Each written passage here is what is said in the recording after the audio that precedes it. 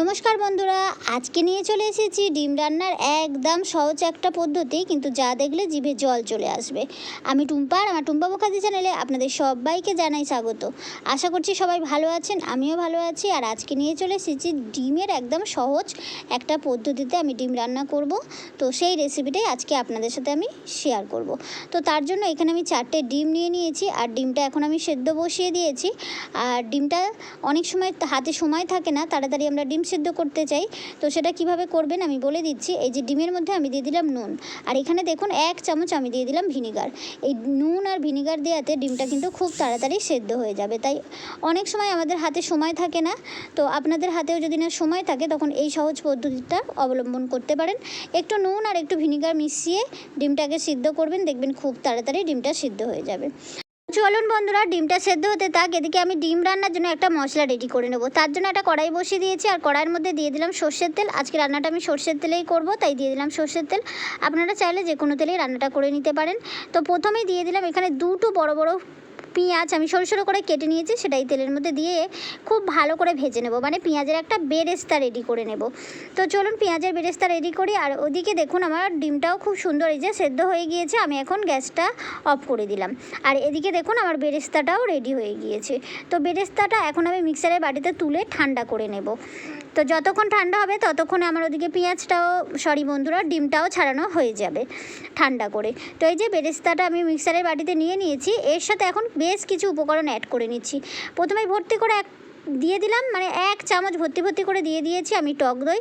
তারপর সমস্ত রকম গুঁড়ো মশলা এর মধ্যে আমি দিয়ে দেবো। আমরা প্রতিদিন যে সব গুঁড়ো মশলা তরকারিতে খাই, সেই সমস্ত গুঁড়ো মশলাই সব কিছু গুঁড়ো মশলা এর মধ্যে আমি দিয়ে সব কিছু মশলা দিয়ে চলুন আমি খুব সুন্দর একটা মশলার পেস্ট এখানে রেডি করে নেব। তো এইভাবে মশলার পেস্ট একটা বানিয়ে রান্না করলে খুব কম সময়ে আর খুবই সহজ পদ্ধতিতে একদম ডিমের রেসিপিটা রেডি হয়ে যায়। তো আপনারা লাইক দিতে কি ভুলে গিয়েছেন? ভিডিওটা তো দেখছেন, লাইক দিতে যদি ভুলে গিয়ে থাকেন টুক করে একটা লাইক দিয়ে আসবেন। আর ততক্ষণে আমি এর মধ্যে সমস্ত রকম মশলা দিয়ে নিচ্ছি। ভিডিও দেখছেন অবশ্যই লাইক দিতে ভুলে গিয়েছেন, কেউ আছেন তো টুক করে একটা লাইক দিয়ে ভিডিওটা পুরো দেখবেন, স্কিপ করে দেখবেন না। স্কিপ করে দেখলে আমি আজকে রেসিপিটা কীভাবে বানাচ্ছি জানতেই পারবেন না। তো এখানে আমি সব রকম মশলা দিয়ে দিলাম হলুদের গুঁড়ো দিয়ে দিলাম, এখানে কাশ্মীরি লঙ্কার গুঁড়ো দিয়ে দিলাম 1 চামচ হলুদের গুঁড়ো দিয়ে দিচ্ছি, স্বাদের জন্য নুন, আর দিয়ে নেব এখানে আমি কালারের জন্য কাশ্মীরি লঙ্কার গুঁড়ো, হলুদের গুঁড়ো আর নুন দিয়ে নিয়েছি। এরপরে দিয়ে নিচ্ছি ঝাল লঙ্কার গুঁড়ো। আপনারা যে যেরকম ঝাল খেতে চান সেই বুঝে ঝাল লঙ্কার গুঁড়োটা দিয়ে নেবেন। দিয়ে খুব সুন্দর একটা পেস্ট বানাবো। এর মধ্যে একটু জল দিয়ে নিলে খুব সুন্দর মশলার পেস্টটা হবে।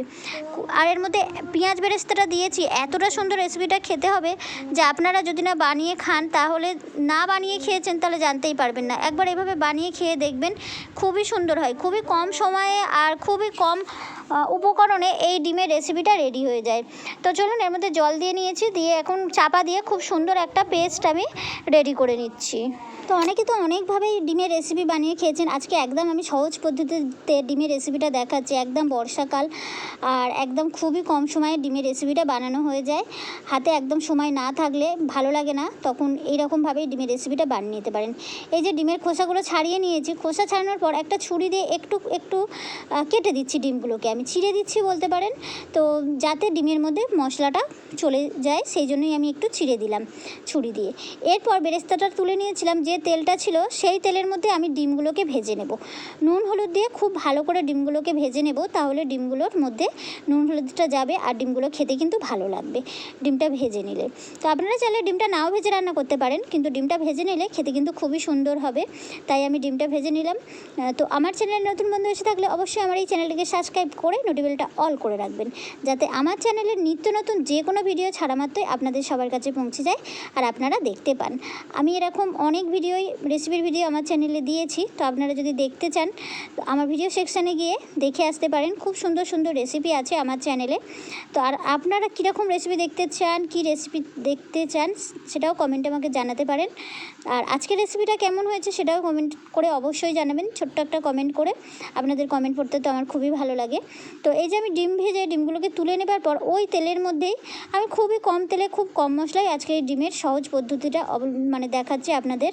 তো তেলের মধ্যে দিয়ে দিয়েছি 1 টুকরো এখানে ডালচিনি আর একটা শুকনো লঙ্কা। এরপর 1 চামচ আমি দিয়ে দিচ্ছি আদা রসুন, আর তার সাথে আমি জিরে একসাথে বেটে আমি রেখে দিয়েছিলাম সেই সেই মশলাটাই এখন আমি এই ফোড়নের তেলের মধ্যে দিয়ে নিয়েছি। ফোড়নের তেলটা থেকে যখন খুব সুন্দর একটা গন্ধ উঠে এসেছিলো তারপরেই আমি দিয়েছি। এর মশলাটার মধ্যে আছে আদা, রসুন আর জিরে একসাথে বেটে আমি রেখে দিই আমার রান্না করার জন্য। তো সেই মশলাটা আমার আগে থেকেই এই মশলাটা আমার আগে থেকেই বানানো ছিল। সেই মশলাটা আমি 1 চামচ ভর্তি করে দিয়ে দিলাম, দেখতেই পেয়েছেন। এখন এটা তেলের মধ্যে খুব ভালো করে 2-3 মিনিট ভেজে নেব, যাতে আদা রসুনের কোনো রকম কাঁচা গন্ধ না থাকে। সেই জন্য আমি খুব ভালো করে 2-3 মিনিট ভেজে নেবার পর আমি যে মশলাটা রেডি করেছিলাম বেরেস্তা দিয়ে, সমস্ত গুঁড়ো মশলা দিয়ে, জল দিয়ে, দই দিয়ে, তো সেই মশলাটা এখন আমি এর মধ্যে দিয়ে দেব। সে মশলাটা দিয়ে আর খুব মোটামুটি আমি 6-7 মিনিটের মতো কষিয়ে নেব। মশলাটা দেবার পরে মশলাটা আমি তো আগে থেকেই রেডি করে নিয়েছি, আপনাদের দেখিয়েছি। পেঁয়াজটা আমি আগে ভেজে নিয়েছি। আজকে আমি যেভাবে রান্নাটা করছি সেভাবে যদি রান্নাটা করেন মাংস খাওয়া ভুলে যাবেন। এইরকম মাছ মাংস আর খেতে ইচ্ছাই হবে না। এরকম যদি একটা ডিমের রেসিপি পান, একদমই মাংসের মতো খেতে লাগে এই ডিমের রেসিপিটা। একবার শুধু বানিয়ে খেয়ে দেখবেন, বারবার বানিয়ে খেতে চাইবেন, আঙুল চাটতে থাকবেন, এর স্বাদ একদম মুখে লেগে থাকবে। আর এই রেসিপিটা ভাত, রুটি, পোলাও যে কোনোর সাথেই কিন্তু খেতে দুর্দান্ত লাগে। তো আমি এই যে একদম কষিয়ে নিচ্ছি। এরপর আমি দিয়ে দেবো মশলার বাটি ধোয়া জল দিয়ে দেবো এর মধ্যে, দিয়ে ভালো করে মোটামুটি 7-8 মিনিট কষাবো। এই যে মশলাটা যদি একটু ভালো করে কষিয়ে নেওয়া যায় খেতে কিন্তু দুর্দান্ত হয় রেসিপিটা। তো সেই জন্যই বলছি একটু ভালো করে কষিয়ে নেবেন এই মশলাটা, তারপরে এর মধ্যে জল ঢেলে দেবেন। তো আমি এর মধ্যে এখন মশলার জল দেব। মশলার জল দিয়ে আরও 7-8 মিনিট কষাবো। মশলার বাটিটা ধুয়ে জল দিয়ে দিলাম একটু, দিয়ে এই যে মশলাটা এখন 7-8 মিনিট ধরে কষাতে থাকবো যতক্ষণ না মশলা থেকে তেল ছাড়ছে। এই যে মশলাটা আমি খুব সুন্দর করে কষিয়ে নিয়েছি, দেখতেই পেয়েছেন। আর এই যে দেখুন কতটা সুন্দর তেল ছেড়েছে মশলা থেকে। এই পর্যায়ে আমি এর মধ্যে দিয়ে দেবো জল। তবে খুব বেশি আমি জল দেবো না, কারণ এটা আমি ডিমের ঝোল বানাবো না, একটু ঝালঝালি বানাবো।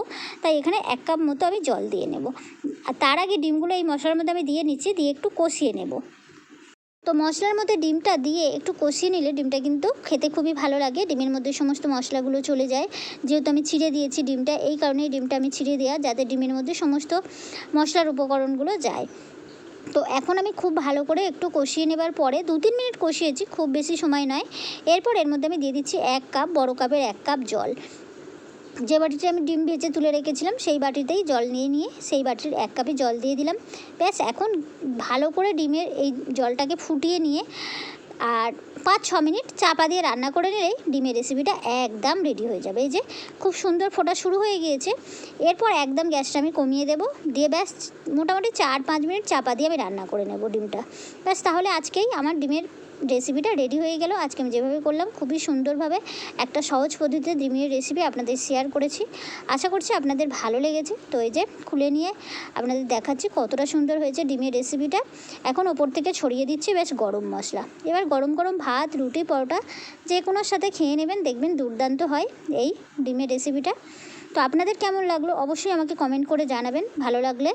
তো এরকম রেসিপি বন্ধুবান্ধব, আত্মীয় স্বজনের মধ্যেও শেয়ার করতে পারেন। খুবই কম সময়ে এই রেসিপিটা হয়ে যায়, তাই বন্ধুবান্ধব, আত্মীয় স্বজনের মধ্যেও শেয়ার করে দিতে পারেন। তারাও এরকম খুব কম সময়ে ডিমের এই রেসিপিটা বানিয়ে বাড়ির সবাইকে খাওয়ায়। আর বাড়ির সবাই তো এরকম একটা রেসিপি পেলে আঙুল চেটে খেয়ে নেবে, সমস্ত ভাত বলুন বা রুটি, পরোটা যে কোনো খাবারের সাথে খেতে খুবই ভালো হয়। তো এখন আমি মোটামুটি রেস্টে রেখে তারপর ঢেলে গরম গরম ভাতের সাথে আমরা খাবো। তো আজকের মতো আসি। আমার আজকের রেসিপিটা আশা করছি আপনাদের ভালো লেগেছে। একটা কমেন্ট অবশ্যই করবেন সুন্দর দেখে, যাতে আপনাদের ধন্যবাদ জানাতে পারি। আর এরকম নিত্য নতুন রেসিপি দেখার জন্য আবারও বলবো, আমার এই ছোট্ট চ্যানেলটিকে সাবস্ক্রাইব করে নোটি বেলটা অল করে রাখবেন, যাতে আমার চ্যানেলে যে কোনো ভিডিও ছাড়া মাত্রই আপনারা দেখতে পান। তো আজকের মতো আসি। সবাই ভালো থাকবেন, সুস্থ থাকবেন, আর এরকম ভিডিও দেখার অপেক্ষায় থাকবেন নোটি বেলটা অল করে। ধন্যবাদ এতক্ষণ আমার সাথে থেকে ভিডিওটা দেখার জন্য।